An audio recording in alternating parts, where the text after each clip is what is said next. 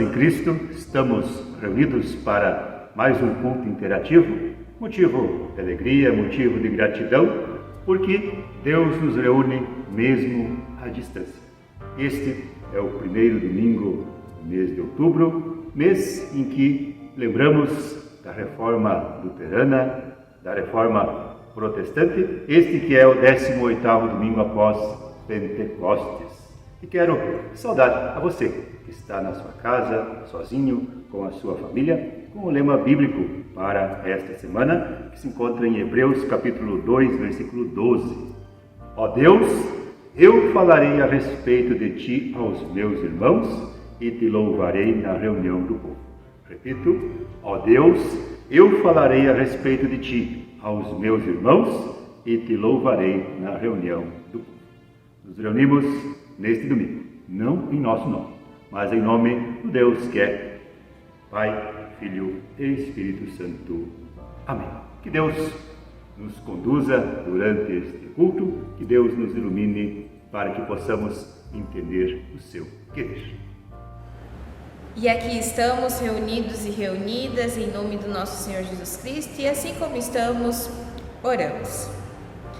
Obrigado, Deus eterno, por esse domingo, que podemos estar aqui e celebrar o Teu amor, celebrar a Tua misericórdia, demonstrada através de Jesus Cristo para conosco.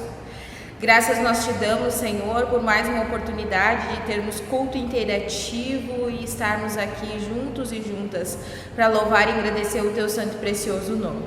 Amado Deus, nós te pedimos que Tu possas falar conosco nesse dia, falar aos nossos corações, às nossas vidas. Que nós possamos, Senhor, sair daqui cheios do Teu amor, do Teu Espírito, para que possamos propagar a Tua verdade onde estivermos. Obrigado, Senhor, porque a Tua palavra ela ainda é viva e ela ainda fala conosco. Queremos te pedir, Deus, que o nosso coração possa ser um solo fértil para que a Tua palavra possa germinar e dar frutos no nosso dia a dia. Assim, Senhor, entregamos esse dia diante de Ti, esse culto, essa celebração nas Tuas mãos. Oramos e agradecemos em nome do Teu Filho amado Jesus Cristo. Amém. Pelas dores deste mundo, ó Senhor, imploramos piedade. Há um só tempo geme a criação, Teus ouvidos se inclinam ao clamor dessa gente oprimida. Apresse-te com Tua salvação, a Tua paz, bendita irmandade com a justiça. Abrace o mundo inteiro, tem compaixão, o Teu poder sustenta o testemunho do Teu povo. Teu reino venha a nós, querem som. Pelas dores deste mundo, ó Senhor, imploramos piedade. Há um só tempo geme a criação, Teus ouvidos se inclinam ao clamor dessa gente oprimida. Apresse-te com Tua salvação, a Tua paz, bendita irmandade com a justiça. Abrace o mundo inteiro, tem compaixão, o Teu poder sustenta o testemunho do Teu povo. Teu reino vem a nós, querem som. Te convido a abrir a sua Bíblia e ler junto comigo o livro de Isaías, o capítulo 5, os versículos 1 até o 7, que diz assim: Vou cantar agora, para o meu amigo, uma canção a respeito da sua plantação de uvas. O meu amigo fez essa plantação num lugar onde a terra era boa.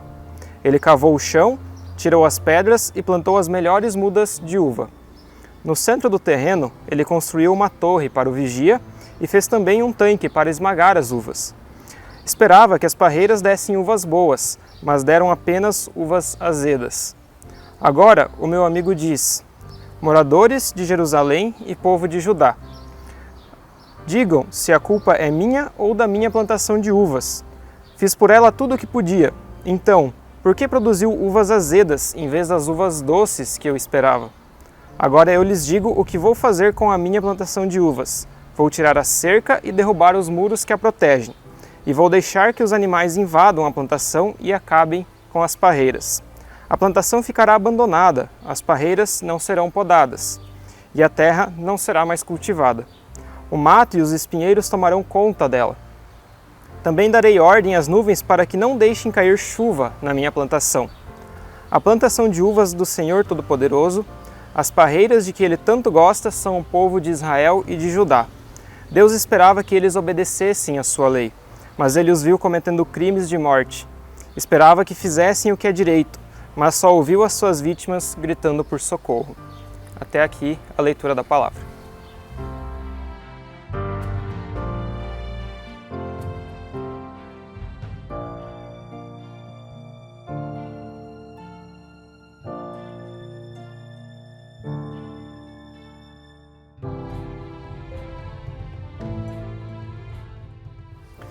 Eu desejo que o nosso Deus esteja abençoando e conduzindo aqui a pregação da sua palavra, abrindo boca, mentes, ouvidos e corações para essa sua palavra. Você já parou para pensar por que nós sofremos? Por que existem sofrimentos? E o que eu faço com o meu sofrimento? É sobre isso que nós queremos conversar aqui hoje nessa reflexão.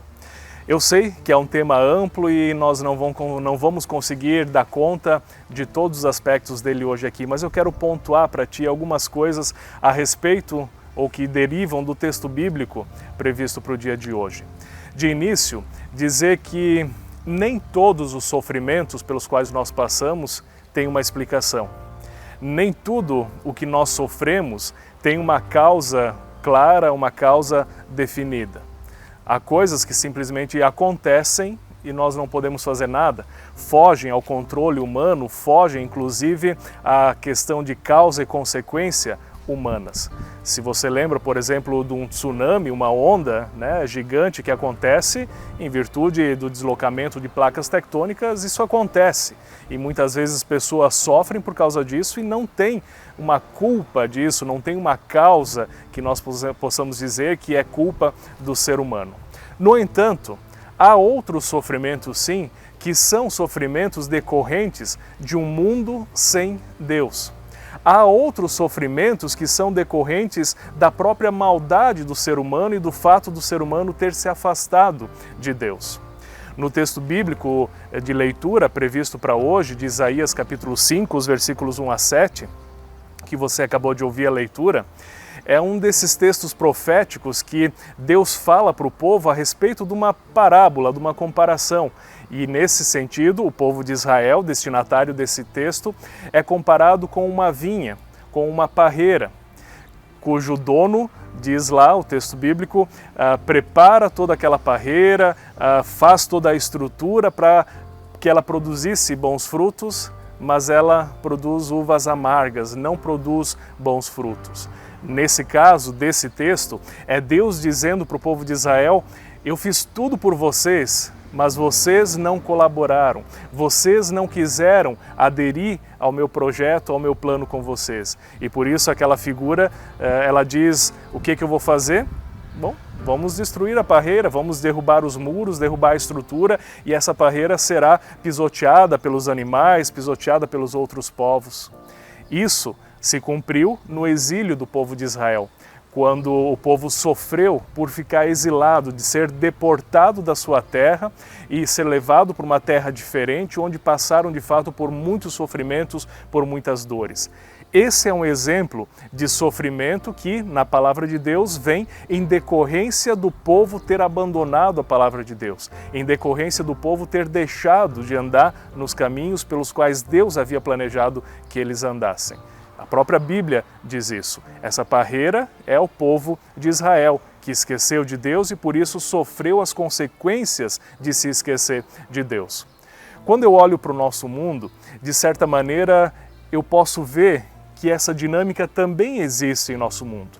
De novo eu repito, não dá para generalizar os sofrimentos, mas grande parte dos sofrimentos do nosso mundo, e falando agora de maneira geral, de maneira ampla, do ser humano, da população, não agora individualmente, grande parte é consequência da maldade humana. Se nós pensamos, por exemplo, na quantidade de violência, roubos, na maldade que existe no mundo, é decorrência do ser humano afastado de Deus. Quando nós pensamos por que no nosso mundo há tanta coisa errada, por que falta dinheiro para a saúde, para a educação, nós vemos que é decorrência da corrupção inata no ser humano. Então, para isso, nós podemos assim arriscar uma resposta dizendo: a dificuldade, o sofrimento, ele vem muitas vezes por decorrência do povo ter se afastado de Deus, da sua palavra, da sua vontade, dos seus propósitos. Mas nem sempre é assim. Muitas vezes nós sofremos e não sabemos por que sofremos. Eu lembro de uma história que circulou na época do atentado nas Torres Gêmeas, quando as pessoas então se perguntavam onde estava Deus quando houve o atentado, onde estava Deus quando tantas pessoas morreram, onde estava Deus que permitiu aquilo. E conta-se então que a filha de um famoso pregador americano chamado Billy Graham respondeu mais ou menos assim, parafraseando ela agora, dizendo: nós pedimos para que Deus se retirasse das nossas escolas, nós pedimos para que Deus se retirasse do nosso governo, nós pedimos para que Deus se retirasse das nossas famílias, da nossa vida. E agora, quando acontecem as coisas ruins, quando vêm os sofrimentos, nós perguntamos: onde está Deus? Nós mesmos pedimos que Deus nos deixasse e agora sofremos as consequências. Eu não lembro nem o nome da filha do Billy Graham, mas mais ou menos assim ela falou, nessa lógica, nesse sentido. E normalmente quando nós falamos de sofrimento ou quando a gente conversa com uma pessoa que está sofrendo, a pergunta assim que vem quase que espontaneamente é: o que eu fiz para merecer isso? Veja, eu falei do sofrimento em nível macro, agora estou trazendo para o nível mais pessoal, para o nível mais de indivíduo. A pergunta que as pessoas fazem é: o que eu fiz para merecer isso?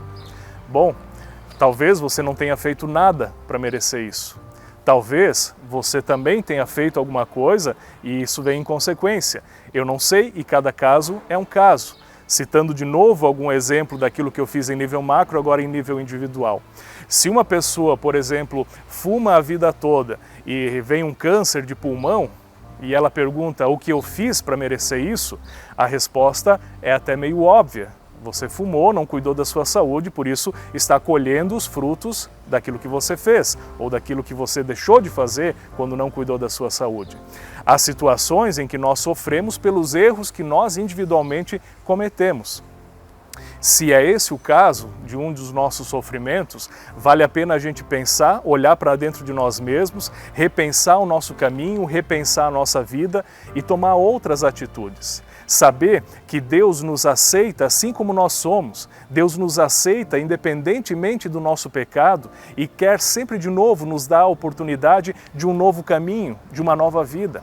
Então, se o teu sofrimento claramente você constata é consequência do teu pecado, do teu caminho longe de Deus, eu diria: não conta tempo, volta para o caminho de Deus, vive o teu batismo, anda com Ele, segue a palavra de Deus e você vai perceber que muita coisa é diferente na tua vida. Se é esse o caso, eu te convido a repensar a sua vida e andar em novos caminhos, nos caminhos de Deus. Mas, por outro lado, se você olha para o teu sofrimento, para a tua vida, e você não vê uma causa direta do teu sofrimento, também quero trazer uma palavra para ti, uma palavra de consolo e de ânimo, e dizer de fato de que nem sempre o que nós sofremos é por nossa culpa, nem sempre o que nós sofremos é por culpa de uma atitude errada nossa. Por exemplo, se nós temos uma doença, se nós somos acometidos por algo hereditário, ou por algo que simplesmente acontece, que não há uma causa definida, não há nada que nós pudéssemos fazer para que isso fosse diferente. E então agora vem a segunda pergunta que eu anunciei, dizendo, muito bem, então o que eu faço com o meu sofrimento? Se o seu sofrimento é em decorrência do seu mau caminho, converta-se do seu mau caminho e volte. Mas se não é esse o caso, eu quero te dizer que Deus está junto contigo no sofrimento também. E nem sempre você precisa se culpar, ou melhor, você não precisa se culpar pelo que você está sofrendo.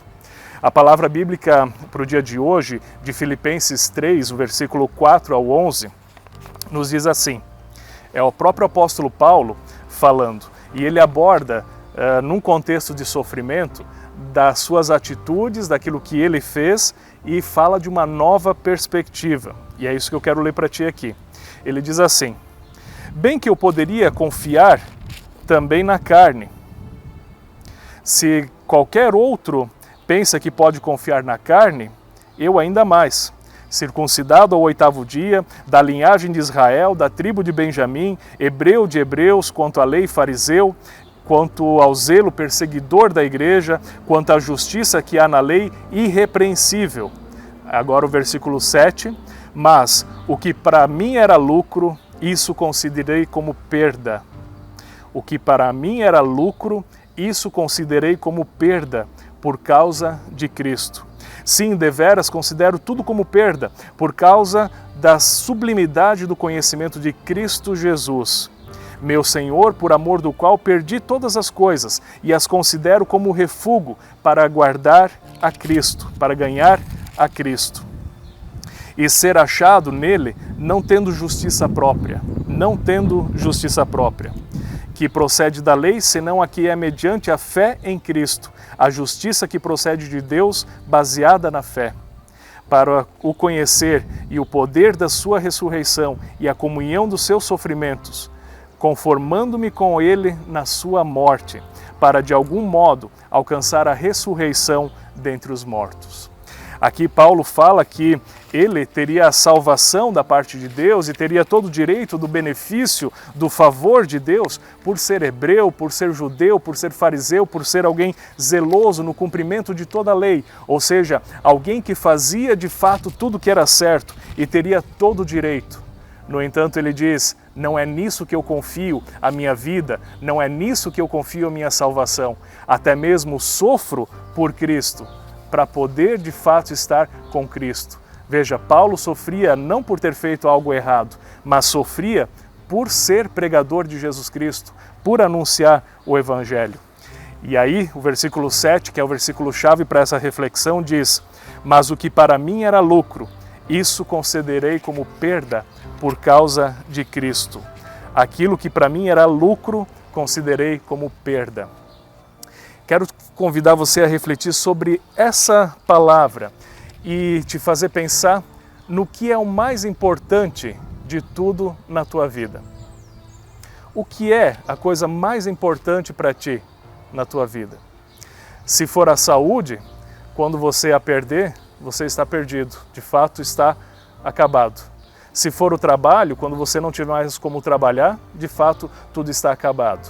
Se o mais importante para ti for a tua família, quando você sofrer por causa da tua família, tudo de fato vai estar acabado.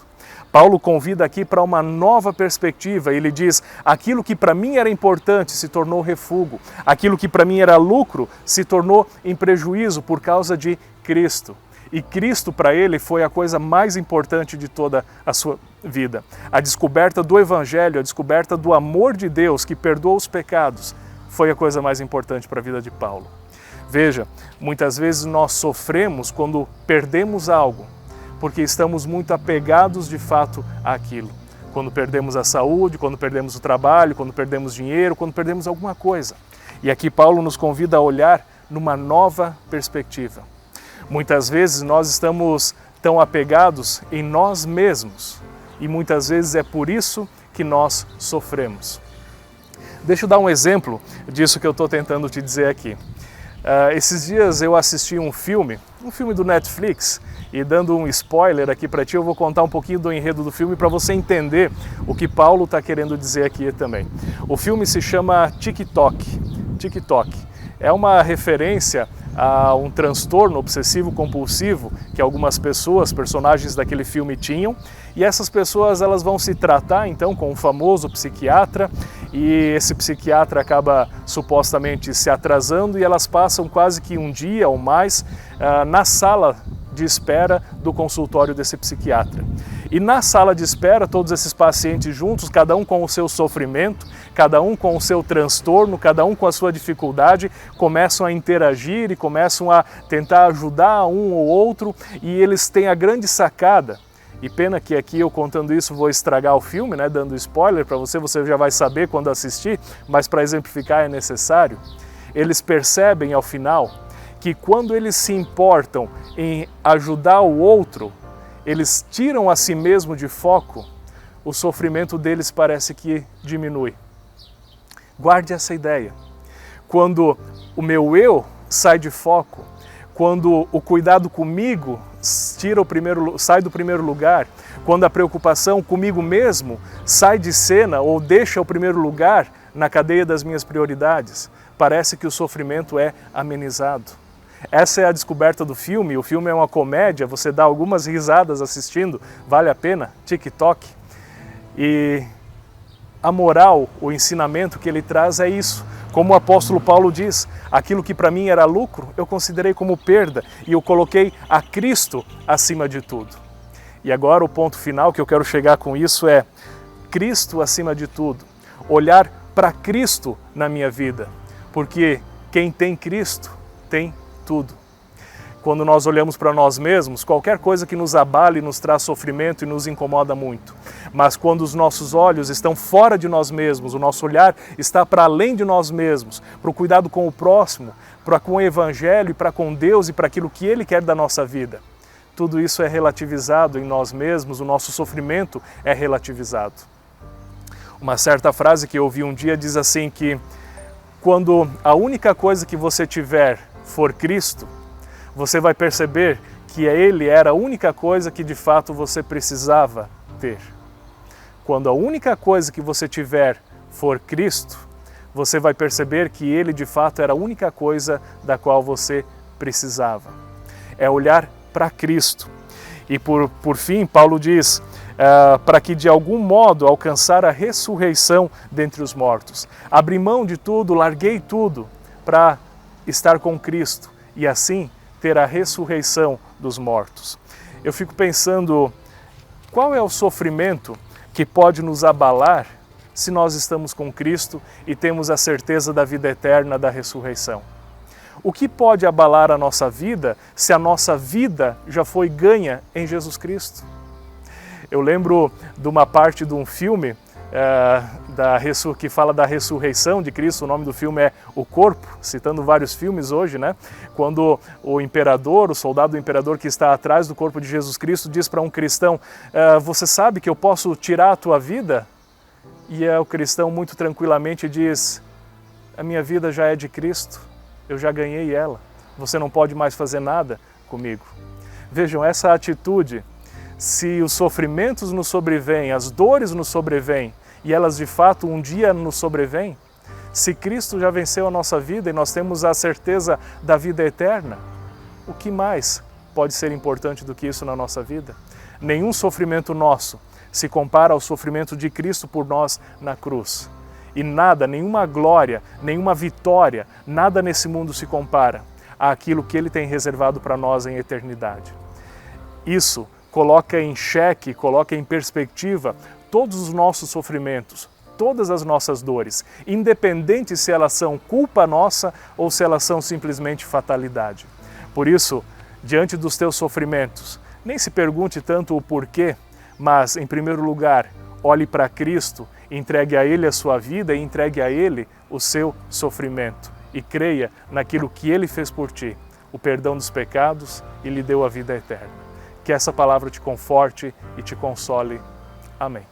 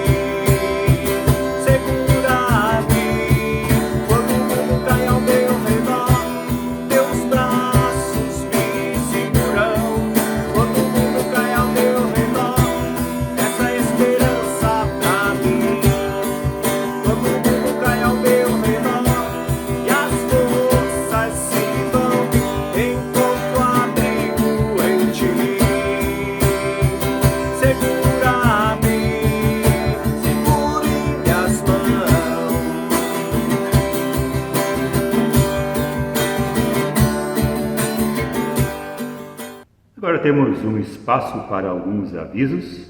Nós temos, juntamente com o culto interativo, o culto infantil. Algumas pessoas têm colaborado, têm ajudado para a realização do culto infantil e queremos convidar outras pessoas para auxiliar. Então, se você tiver interesse, tiver vontade, quiser colaborar com o culto infantil, faça contato com a Edriane da comunidade de Pato Branco. Próximo final de semana é o final de semana que está reservado para os cultos presenciais em algumas comunidades. Significa então que haverá cultos presenciais no próximo final de semana em algumas comunidades, seguindo as orientações dos decretos municipais e da ISLB. Então, cada comunidade será informada pelo seu presbitério. Nosso próximo culto interativo será no dia 18 de outubro, 9 horas da manhã e 19 horas. Fica também um desafio para que você compartilhe o culto de hoje com os seus amigos, com os seus familiares. Faça a palavra de Deus chegar a alguém. Também queremos agradecer às famílias que têm contribuído financeiramente com a sua comunidade, que têm, desta forma, ajudado para que a palavra de Deus continue sendo anunciada, continue sendo pregada. Se você puder contribuir, faça contato com o presbitério da sua comunidade, faça a sua contribuição com alegria e com gratidão no coração. A oferta do culto de hoje, deste final de semana, é oferta local. Você também pode fazer contato com o presbitério da sua comunidade e fazer a sua oferta. Estamos ainda em tempo de campanha vai e vem. Em virtude da pandemia, o prazo para você fazer a sua doação foi ampliado até o dia 22 de novembro. Então, se você ainda não fez a sua doação ou quiser ainda fazer mais outra doação para a campanha vai e vem, você pode fazer contato com as lideranças da sua comunidade, lembrando da importância desta doação para apoiar projetos missionários em todo o Brasil, projetos estes que levam adiante o Evangelho de Jesus Cristo. E também, fazendo a sua doação para a campanha Vai e Vem, você estará auxiliando a Pastoral da Saúde de Cascavel, que acompanha pessoas enfermas, hospitalizadas em Cascavel. Que Deus possa abençoar cada doação. Também um convite especial para o dia 31 de outubro, culto drive-in em Chopinzinho. Vai acontecer esse culto naquele formato em que as pessoas ficam dentro dos seus carros e acompanham o culto. Será um culto ecumênico no dia 31 de outubro, à noite, no estacionamento do Esplendores Centro de Eventos em Chopinzinho. Também haverá transmissão online e o link será postado aqui no grupo do culto e nos grupos das comunidades. Então, dia 31 de outubro, dia da Reforma Protestante.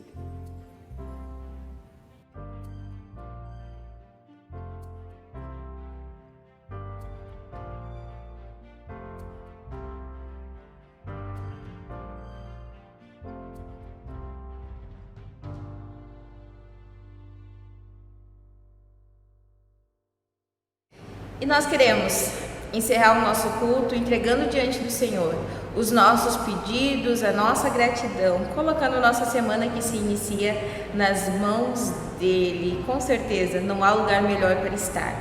E assim como estamos, oramos. Deus eterno, nós te agradecemos por esse culto que aqui vivenciamos, te agradecemos pela tua palavra, te agradecemos pelos louvores que aqui foram cantados, te agradecemos pela comunhão que aqui tivemos. Pai querido, nós queremos trazer diante de Ti todos esses pedidos que aqui foram levantados, todos esses agradecimentos também. Clamamos, Senhor, pela situação do nosso país, pela situação eleitoral que vivemos nesse tempo, que Tu possas dar sabedoria, Senhor, aos candidatos e também aquelas pessoas que estão fazendo campanha, para que a paz possa reinar em nosso meio. Pai amado, nós também te pedimos que possas estar cuidando dos profissionais de saúde que ainda estão na batalha contra o Covid-19. Cuida também, Senhor, daquelas pessoas que estão passando por um momento de isolamento social, onde passam por processo de recuperação. Cuida dessas pessoas, amado Deus. Cuida também, Senhor, das nossas comunidades, aquelas que estão voltando às atividades presenciais, que tu possas estar nessas comunidades, protegendo, cuidando de todo o mal. Colocamos também nossas famílias diante de Ti, clamamos a Ti, amado Deus, por chuva para nossa região, Deus. Tu sabes de todas as coisas e nós cremos que Tu tens o controle de todas as coisas nas Tuas mãos, e nós Te pedimos que Tu possas, Senhor, estar enviando a chuva que nós precisamos, que a agricultura precisa, Deus. Por misericórdia nós clamamos. Colocamos também diante de Ti, Senhor, aquelas pessoas que estão passando por situações com problemas financeiros, problemas emocionais. Visita essas pessoas nesse momento, Deus, e que elas possam se sentir acolhidas, abraçadas, amadas por Ti. Obrigado, Senhor, mais uma vez, porque somos igreja, porque podemos estar aqui nessa manhã e nessa noite.